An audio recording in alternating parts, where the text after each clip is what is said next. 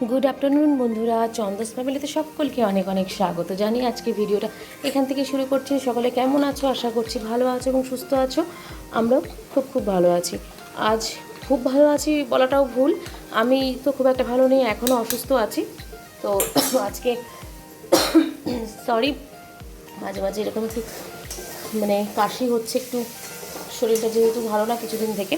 তো এখন মোটামুটি 1টা মতন বাজে। আজকে সকালবেলায় আগের দিনের একটু রুটি ছিল, এগুলো খাওয়া হয়েছে, মা আছে এখনও, আর ওই কারণে সকালবেলা রুটিগুলো খাওয়া হয়েছে। আর একটু ভাত ছিল, ভাত ভাজা করে দেওয়া হয়েছে ছেলেদেরকে। এবার ওই কারণে আজকে এই বেলা করেই ভাতটা বসালাম। ভাত হয়েই এসছে মোটামুটি। আর এটা হচ্ছে চিংড়ি মাছের মালাইকারি। চিংড়ি মাছের মালাইকারির জন্য এই যে চিংড়িটা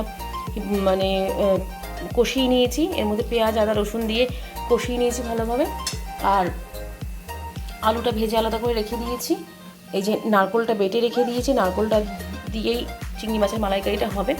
তা এখন চিংড়ি মাছের মালাইকারিটা করছি। আর কি করেছি চলো দেখাই। তো বন্ধুরা, এই যে মোটামুটি চিংড়ি মাছের মালাইকারিটা হয়েই গেছে। এবার চিংড়ি মাছের মালাইকারিটা একটু সামান্য একটু গুঁড়ো গরম মশলা দিয়ে নামিয়ে নেব, তাহলে হয়ে যায়। আচ্ছা, আর রাতে কি রান্না হবে চলো দেখাই। অল্প করেই করেছি, কারণ আজকে রাতে অনেক কিছুই মোটামুটি রান্না হবে। প্রথমেই হচ্ছে গিয়ে লোটে মাছের চপ হবে। তো লোটে মাছের চপ হওয়ার জন্য এই লোটে মাছটাকে গোটা একটু সেদ্ধ করে ভাপিয়ে জল ফেলে এটার মধ্যে কাটা ছাড়িয়ে রাখা আছে। আর হচ্ছে কি চলো দেখাচ্ছি আরও কী আছে। আর অনেক কিছুই আছে। আচ্ছা, তার সঙ্গে যে কাবলি ছোলা কিছুটা ভিজিয়ে রেখেছি, 500 মতন কাবলি ছোলা মনে হয় ভেজানো আছে। এটা চানা মশলা হবে। আর হবে গিয়ে নানের জন্য এই যে ময়দা, তারপরে টক দই সব রেডি করে রাখা আছে, এটা বানাবো। আর এটা হচ্ছে যে ডাল মাখনির জন্য ডাল ভেজানো আছে। এই ডালটা আমার বাপের বাড়িতে ছিল, তাও অনেক দিন হয়ে গেছে ওখানে ছিল, তাই ওখান থেকে আজকে নিয়ে এসছে। আজকে আমার বৌদি পাঠিয়ে দিয়েছে, বলছে যে ওই চানা মশলা করবা, তার সঙ্গে সঙ্গে একটু কাবলি ছোলা করবা, ওই চানা মশলা করবা, তার সঙ্গে একটু কী বলে এটাকে ডাল মাখনিও করে নিও। সেই কারণেই এটাকে ভিজিয়ে ও ওখান থেকে পাঠিয়ে দিয়েছে সকাল থেকে। আর কথা না একটু মিস্টেক হয়ে যাচ্ছে মাঝে মাঝে, কারণ শরীরটা ভালো না দেখে না মাঝে মাঝে কথা বলতে একটু টাংটা স্লিপ হয়ে যাচ্ছে এই আর কি। তাহলে চলো এবার ময়দাটা একটু মাখতে হবে। ময়দাটা এখন না মেখে রাখলে হবে না, এখন মোটামুটি 1:30 পৌনে 2 মতন বাজে। এখন না মাখলে এটা অনেকটা টাইম থাকতে হবে, তো রেস্ট পাবে তো নানের ময়দা, সেই কারণে এটা এখন মেখে রেডি করে রাখি। তাহলে চলো সঙ্গে থাকো, দেখতে থাকো। দেখো বন্ধুরা, সন্ধে হয়ে গেছে। সন্ধ্যাবেলায় যে চানা মশলাটা বসিয়ে দিয়েছি, এইটা চানা মশলাটা হচ্ছে, পরে দেখাচ্ছি তোমাদের। আর এখানে ডাল মাখনি করবো বলে তাই ডাল মাখনিটা রেডি করছি। আর প্রথমে একটু চা বসিয়ে নিই। চা বসানোর জন্য এই দুধের প্যাকেটটাকে একটু কেটে নেব, তাই ভাবলাম যে চাটা বসিয়ে নিয়ে তারপরে অন্যগুলো শুরু করব। তো এই যে চানা মশলাটা এই যে হয়ে গেছে, মোটামুটি সেদ্ধই হয়েছিল, সেই কারণে মোটামুটি হয়ে গেছে। তাই ভাবলাম তোমাদেরকে অল্প করে দেখিয়ে দিই। চানা মশলাটা হোক আর ডাল মাখনিটা বসাবো। ডাল মাখনিটা ওটা সাইড করলাম, কারণ হচ্ছে গ্যাস তো দুটো, ওভেন তো দুটো। আর যেহেতু এই ওভেনটা না আমার একটু কোনো একটা ডিস্টার্ব হয়েছে বোধহয়, এই ওভেনটা আমার ঠিক মতন চলে না, সেই কারণে এখন দুটো ওভেনেই কাজ করতে হয়। তাই এইটার মধ্যে চা বসিয়েছি, আর এটার মধ্যে চানা মশলাটা হোক। চানা মশলাটা হয়ে গেলে তারপরে ওটার মধ্যে ডাল মাখনিটা বসিয়ে দেবো।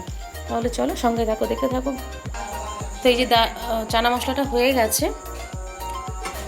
এখন ডাল মাখনিটা হচ্ছে। এখানে ডাল মাখনিটা চলুক, হতে থাকো। চানা মশলাটা কমপ্লিট হয়ে গেছে, এবার নানটা হবে আর ডাল মাখনিটা হচ্ছে।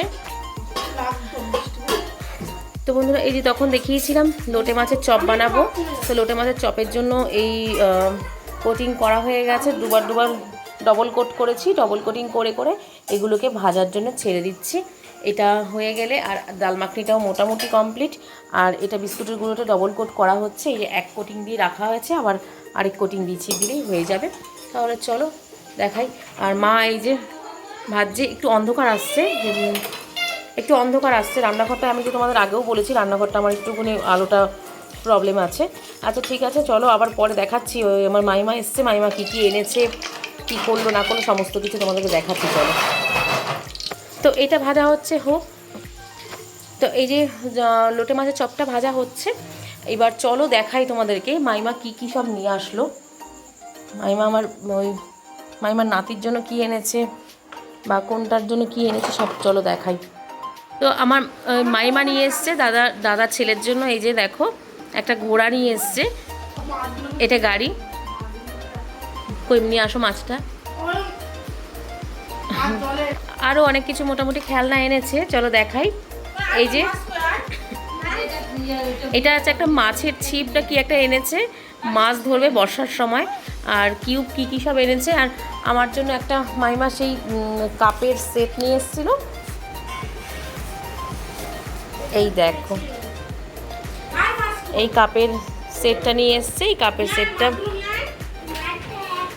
সেটটা আমাকে গিফট দিল মাইমা। অনেক কিছু কিনে এনেছে, অনেক কিছু আজকে নিয়ে এসছে। এই যে আমার বাবা খেলা করছে, একটু খেলো, একটু ওঠো বাবা, গাড়িতে ওঠো বাবা, গাড়িতে ওঠো। গাড়ি বিছানায় না, গাড়িতে তুমি। ঘোড়া গাড়ি বিছানায় উঠে গেছে, এখন বিছানায় উঠে এখন ঘোড়া গাড়িতে খেলা হচ্ছে। তো খেলা হোক, খেলা চলছে। ঘোড়া গাড়ি নিচ্ছে, খেলছে, বিছানায় তুলছে, আবার নিচে নামাচ্ছে, এই চলছে এখন। এখন খেলা হবে। খেলা করতে করতে কম বেশি ভিডিও আমি দেখানোর চেষ্টা করছি বন্ধুরা। সমস্ত কিছু দেখানোর হয়তো সম্ভব হবে না, তাহলে চলো সঙ্গে থাকো এবং দেখতে থাকো।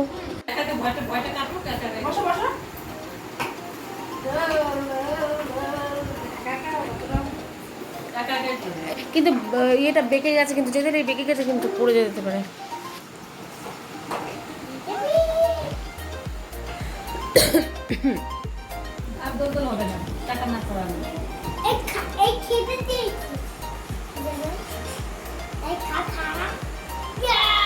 মাছ, তোমার মাছ কোথায় বাবা? তোমার মাছ কোথায়?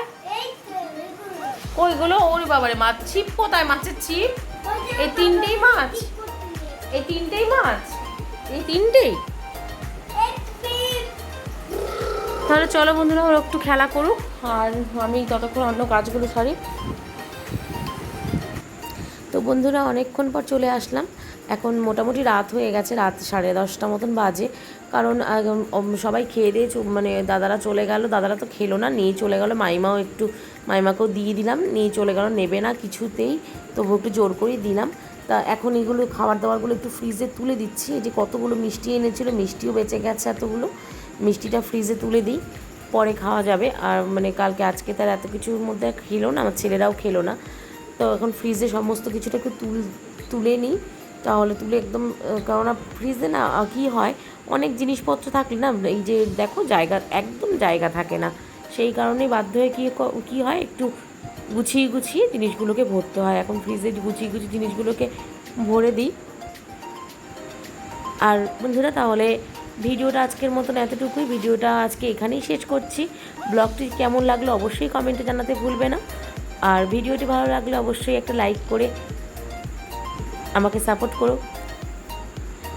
আর চন্দস ফ্যামিলির ভিডিওগুলো কেমন লাগলো অবশ্যই কমেন্টে জানাতে ভুলো না বন্ধুরা। যদি চন্দস ফ্যামিলির ভিডিওগুলো তোমাদের ভালো লেগে থাকে তবে সাবস্ক্রাইব করে এবং পাশে থাকা বেল নোটিফিকেশনটা অন করে দিও, তাহলে আমি যখন ভিডিও আপলোড দেব তখন তোমরা সেই ভিডিওগুলো দেখে নিতে পারবে, তোমাদেরকে নোটিফিকেশন দিয়ে দেবে, তোমরা দেখে নিতে পারবে বন্ধুরা।